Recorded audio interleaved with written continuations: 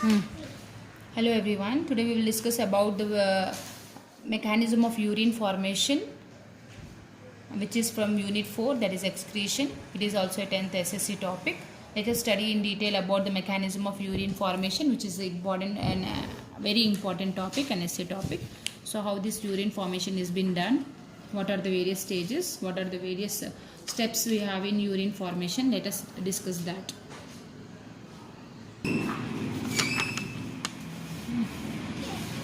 So let us discuss now mechanism of urine formation, which involve 4 steps. Glomerular filtration, first step, and tubular reabsorption. The third one is tubular secretion, and the fourth one is concentration of urine. So let us see the first one, glomerular filtration. So this blood will enter, that is from renal artery. The blood from renal artery will flow into the glomerulus through afferent arteriole.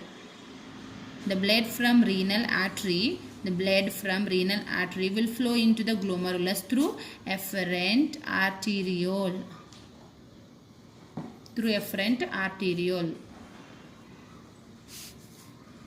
So this glomerulus, we know that this efferent arteriole will divide into number of branches called as efferent arteriole. This efferent arteriole will give rise to efferent arteriole.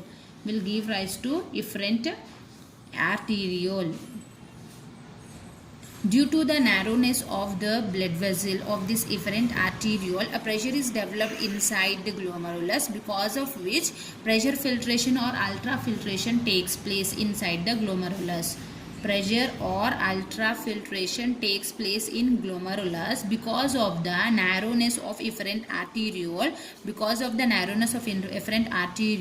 A pressure is built inside this. Because of that pressure filtration or ultrafiltration will takes place in the glomerulus. After that filtration process, now through the pores of podocytic cells, we have already learned, through pores of podocytic cells, the filtered substances will move into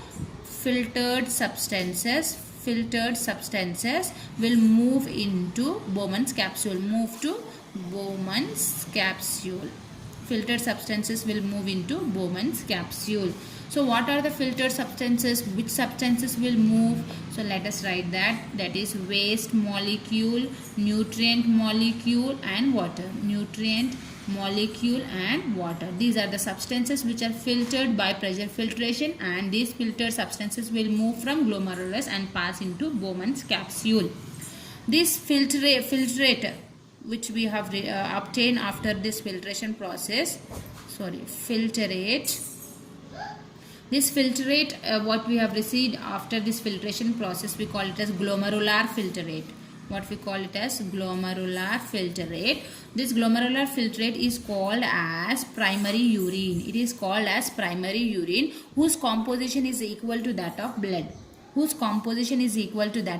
Except blood cells. Means in blood cells are present, whereas in primary urine it does not contain blood cells. It does not minus blood cells. I wrote, means it does not contain blood cells. What we have learned about glomerular filtration is, if we see the figure, this is a renal artery. From the blood from renal artery will flows into glomerulus through afferent arteriole. What is this is called as? This is called as afferent arteriole. The blood from renal artery will pass into glomerulus through afferent arteriole, afferent arteriole, and this afferent arteriole will give rise to number of blood vessels called as efferent arteriole, whose diameter of this efferent arteriole is very less compared to that of afferent, because of which pressure developed inside the glomerulus, due to which pressure filtration or ultrafiltration has taken place. And due to the presence of pores in the podocytic cells, the filtered substances will move from glomerulus into the Bowman's capsule. Filtered substances have moved from glomerulus into the Bowman's capsule. So this is about glomerular filtration. Now the filtered substances will enter into the PCT. So this is called as PCT. This region is called as PCT up to here. So let us study about the next step, tubular reabsorption. Next step, let us study about tubular reabsorption. The peritubular capillaries, I wrote in form short form, that is PTC. The peritubular capillaries around PCT reabsorb all the useful substances. Like, what are that useful substances? Like glucose, amino acids, vitamin C, and we have potassium,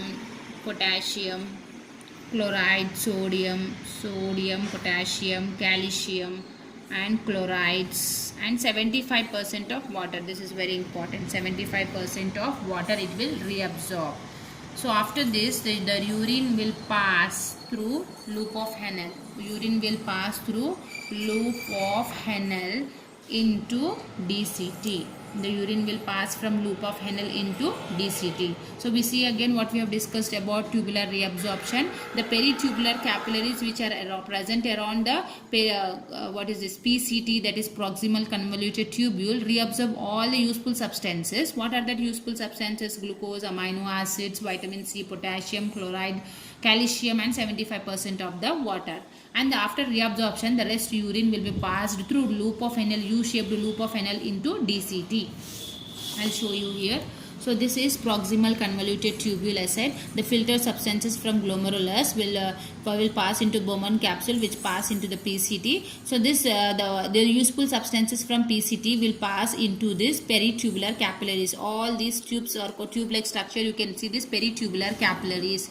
This efferent arteriole will enclose the whole PCT, whole renal tubule, I can say, that is PCT, loop of Henle, and also DCT. Peritubular capillaries will enclose the whole PCT, loop of Henle, U-shaped. This is the U-shaped loop of Henle, and DCT. It will enclose. Now if we see this PCT, the useful substances from PCT will be absorbed by the peritubular capillaries. The useful substances, what are there? Glucose, amino acid, vitamin C, calcium, chlorides, etc. And 75% of water is reabsorbed from PCT into the peritubular capillaries. From PCT into the peritubular capillaries, like this. From PCT into the peritubular capillaries, the whole substances are reabsorbed. And the rest substance, that is and then after reabsorption, the urine will pass from PCT through loop of Henle. It will pass into the DCT. Now the urine now has reached into the DCT. So what happens now? Let us see. So the third step, tubular secretion. So in tubular secretion, secretion of waste material will take place. Secretion of waste material, waste products, you can say, or waste material, secretion of waste products from peritubular capillaries into DCT. Peritubular capillaries into distal convoluted tubule. So what are that waste materials? Urea, uric acid, creatinine, urea, uric acid, and creatinine. And we have some ions like K+, Na+, and H+ ions. So this will maintain the pH of urine. These ions which will maintain the pH of urine. So if we see this, what is tubular secretion is nothing but secretion of waste products from peritubular capillaries. Those peritubular capillaries will excrete the waste material. After reabsorption from PCT, these will excrete the waste material into DCT. Means now the waste material has reached into DCT. Urine containing the waste material will pass from DCT into collecting tube. So now from DCT, the urine will pass into collecting tube. From there, the urine will pass into the ureter. And from there into urinary bladder. From the urine from ureter will pass into urinary bladder, and from urinary bladder into urethra, which is a tube-like structure which will pass urine from urinary bladder to outside. So this is about the tubular secretion. So what is concentration of urine? Let us discuss that, then we'll discuss now only. So DCT, what we said is this peritubular capillaries, you can see the arrow mark here, it is given in green color. So this peritubular capillaries will excrete the waste material into DCT. Now what are that waste material? We have discussed urea, uric acid, creatinine, and K+, Na+, H+. This waste material now will travel along with the urine into the collecting duct. So this collecting duct will extend into ureter. After collecting duct, what you will get? Ureter, and then urinary bladder, and then it will lead into the urethra, which is a tube-like structure which will pass urine from urinary bladder to outside. So that is not needed to specify. Now concentration of urine. So this concentration of urine is done in the collecting tube. So this is the collecting tube. The concentration of urine will be done in the collecting tube. So this vasopressin hormone will play a very important role. Vasopressin hormone will play an important role. So this vasopressin hormone is produced at the time of concentrated urine. When a person is excreting concentrated urine, then this vasopressin hormone is released. What is the function of vasopressin hormone? Is it will reabsorb water and salts. It will allow the reabsorption of water and salts. This vasopressin hormone, it is released at the time of concentrated urine, and the function is it will allow the reabsorption of water and salts. So this vasopressin hormone is not released at the time of dilute urination. So this hormone is not released at the time of dilute urination. No hormone is released. No hormone is released at the time of dilute urination. No hormone is released at the time of dilute urination. So if this hormone is not produced in a person, then what happens is the person will excrete excessive and repeated urination is seen. Excessive and repeated urination is seen in that person. That condition is called as diabetes insipidus. That condition is called as diabetes insipidus. That condition is called as diabetes. If this hormone is not produced in a person, it leads to excessive and repeated urination. That condition is called as diabetes insipidus. This hormone is released only at the time of concentrated urine. It is not released at the time of dilute urination. What this hormone will do, it will allow the reabsorption of water and salts. Then what is concentrated urine? What is dilute urine? So let us write here what is dilute urine and what is concentrated urine. Dilute urine contain more water. Then it will contain less salts. Then here it will contain less water. Concentrated urine contain less water and it will contain more salts. So this is the difference between dilute urine and concentrated urine. It contains more water and less salts. It contains less water and more salts. So now let us just see the figure and revise the topic. So we said that through renal artery, the blood from renal artery flows through afferent arteriole into the glomerulus. This afferent arteriole will divide and form a number of efferent arteriole whose the diameter of these blood vessels are very less compared to that of afferent, whose diameter is very less, because of which pressure is developed inside the glomerulus, due to which pressure filtration or ultrafiltration takes place inside the glomerulus, and through the pores which are present in the podocytic cell, the filtered substances will pass from glomerulus into the Bowman's capsule.